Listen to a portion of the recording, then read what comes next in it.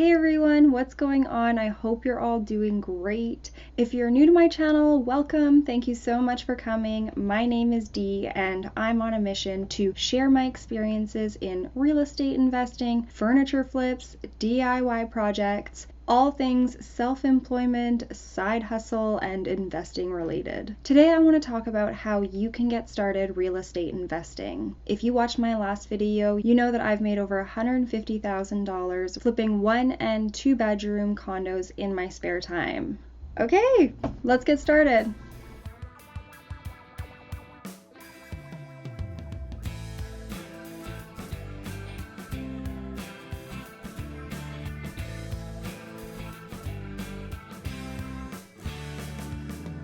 When I got my first mortgage, I was 23 years old and I had just become a single mom. When my spouse and I were separating, I had to decide whether or not I wanted to continue renting in a very high rental market where I live, or using all of my life savings and seeing if there was any chance that I could buy a property. I was about 30% confident that I would even get a mortgage. First of all, I was a single mom. I was 23 years old. I had just moved to a new province and had just started a new job. I was making like $16 or $17 an hour and they didn't even pay for lunch. So I was not making a lot. I also had a lot of debt. I was driving this ridiculous SUV that I had a huge loan on, and I had about $12,000 in collected credit card and line of credit debt. My credit score was not perfect either. So if you're in a better space than any of those things that I just listed off, then what are you doing here? You're gonna have no issue getting a mortgage. But for those of us who definitely are not perfect, and if anything rang bells in your ears when I was listing off those things like, hey, that kind of sounds like me, then let me tell you the steps that I took in order to get my mortgage, as well as the suggestions that I would give to myself if I could go back and do it over again. The first thing that I want to say when it comes to picking a realtor, picking a mortgage broker or a bank for your mortgage, and picking your lawyer, always remember that you are the customer. I think it's really easy to get intimidated by these companies as if you need them, especially if you're not in a very good place financially and you're concerned about that.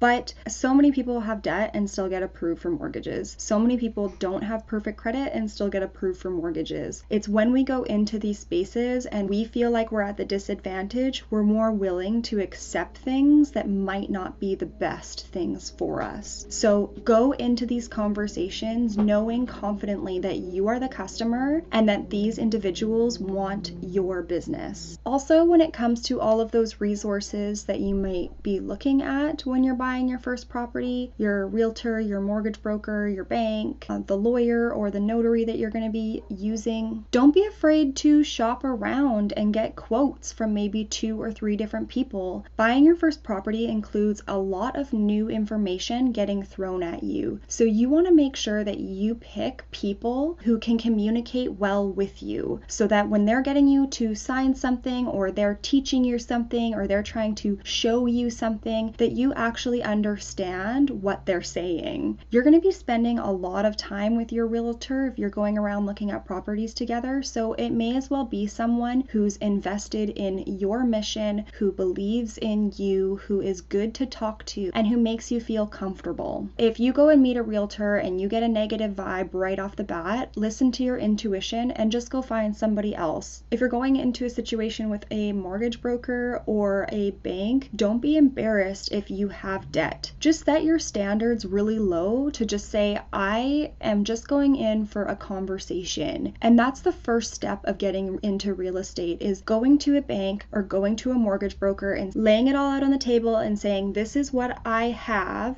this is what I don't have or I owe. What can I do to get into a property? What are the steps that I need to take to get there? If you already have money saved up to put down on your first property, that is awesome. Great job. If you don't have any money to put down on your first property, I highly recommend that you start a savings account. I needed $7,500 for my first property. That was 5% down on $150,000. So in order to get that $7,500, what I did is when I was 17 years old, I opened up an RRSP account. And I set it up for auto deposit so that every month it would take $50 out of my bank account. Then when I got a little bit of a better job, I bumped those payments up, and I bumped them up to every 2 weeks. So it started with $50 a month, then it became $50 every 2 weeks, and then for a short period it was $100 every 2 weeks. It didn't take long to get to that $7,500 mark. If you set it up with your personal bank so that those payments come out on your paydays, you don't even notice that it's gone. It's just not even a part of your salary anymore. And just keep in mind that you can always pause those payments if you come under hardship and you can't do them anymore. A great way to save extra money is by doing furniture flips online. You could do thrift flips in your spare time. If you love that stuff, if you love side hustles and making extra money, make sure you follow my Instagram account at InvestED as well as my TikTok account at InvestED. I post a lot of before and afters for furniture flips that I do to make extra money in my spare time. So doing a couple furniture flips, a couple maybe couch flips or chair flips, you could quickly make $500 every month on your nights and weekends and put that into your savings account. Where I live in British Columbia, Canada, if you are buying a property as your principal residence, you only have to put 5% down. And the whole point of this is to put 5% down on your first condo. If you buy a small property, 5% is not going to be that much money. But what you're going to do is you're going to buy something that becomes an investment, and you're going to turn that 5% down into 20% down on your next property. If I can do that, anyone can. After you get approved for your first mortgage, my first tip is to not look for properties that are at the absolute max. Don't aim for that. Try to come in under it. If you go for your max mortgage, that means that at least 30% of your total monthly income is going straight to housing costs. If you can avoid it, come in under that. There's no reason to max it out. They just want you to max it out because they want as much interest from you as possible. So don't listen to them. Look for a property that's a lot less that you can make money on.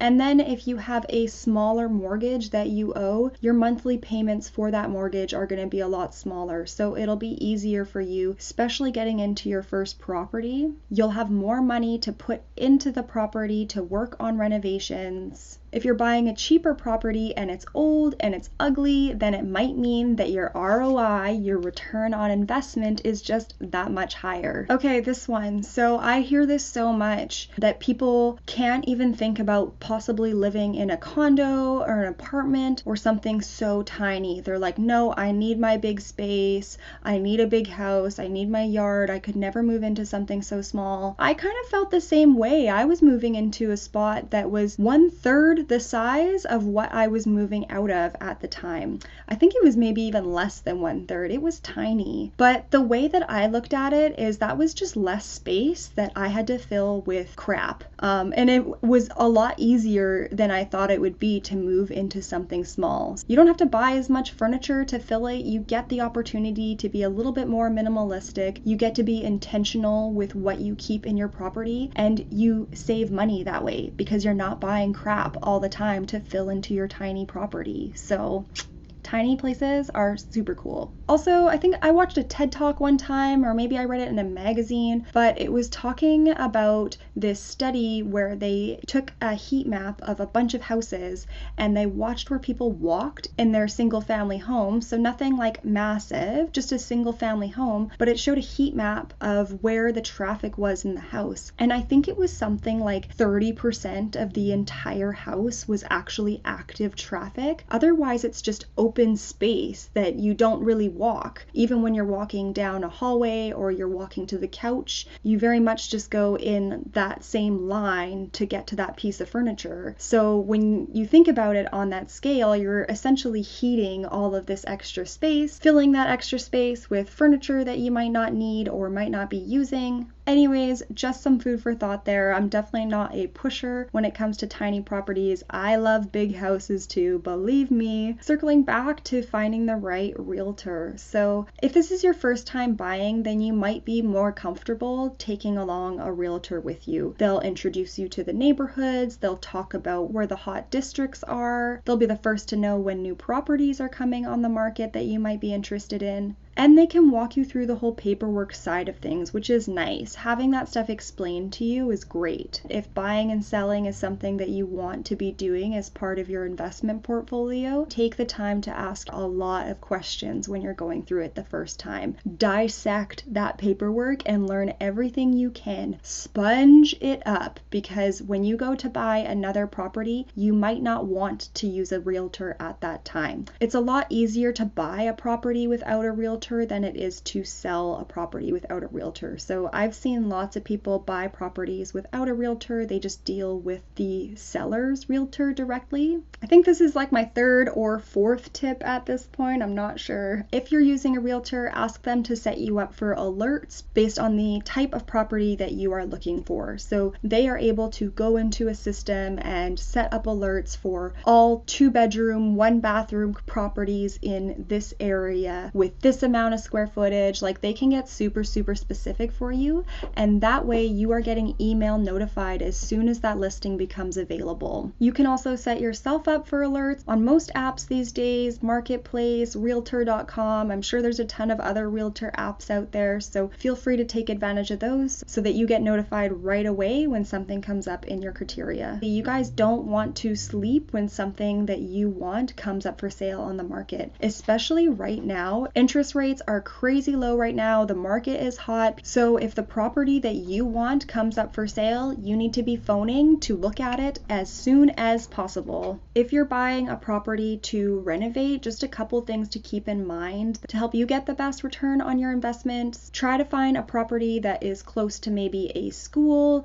definitely close to a park. Also helps if your property is walking distance to most essentials, so like a grocery store or a drug mart, food, places like that. Not too close. You don't want to be the property right in behind the strip mall, but a couple blocks away from the strip mall is totally okay. You want to keep away from any major roads or major highways, anything with a lot of noise. Same with airports. Then when you find a property that you are interested in, you want to ask your realtor to send you all of the comparables for that property. So in that same system that they would have set you up on, they can easily run a report that tells you all of the properties with the same bedrooms, the same bathrooms, similar square footage in the same area, and they'll show you on that sheet what those houses sold for. When you get that report ran for you, you want to make sure that it's at least for a year and a half. It's good to see the property sell through all 4 seasons, but you don't want to go too far back because it's not fair to compare your property to something that sold 3 years ago. If you have the option, I recommend that you actually buy in the winter time or the fall time. Springtime is when people like to start listing their properties for sale. Summertime is when people like to be buying properties, and then in the fall time, you kind of find that there's a few stragglers that didn't get sold in the summertime. Nobody wants to move in the wintertime, so you don't typically find people selling because they just feel like selling in the wintertime. So sometimes in the winter you can find a really good deal. However, this year with COVID is a little bit different. I did mention that interest rates are extremely low right now, so this winter we have seen houses just increase. Summertime and wintertime, it's just kind of keep going up. So this year is definitely an exception, but usually house prices go down in the wintertime and you can get a good deal. If you're buying a condo or a townhouse that belongs to a strata, definitely make sure that you ask for those strata documents and that you read them carefully. You want to make sure that the property is in good standing, that the strata has good insurance on the property. If you're working towards still getting approved for a mortgage, but you're still interested in real estate, you can start tracking properties yourself right now. I recommend pulling up an Excel document or a Google Sheets document and start writing down in each line each property. Give a title for the property, give the address, the MLS number, what the list price of the property was, how many days it sat on the market for, what the sale price was. There's a few things that you can track that can really give you a good idea that when you get a notification of a property showing up, you already know that it's a really good deal because you have your sheet with all of your data in it. Great, so those are my tips for any newbie getting into real estate. If you have any questions, comments, anything to add that I missed, please put it down below and I'll be sure to include it next time. Thank you so much for watching. I hope you have a great rest of your day. Bye.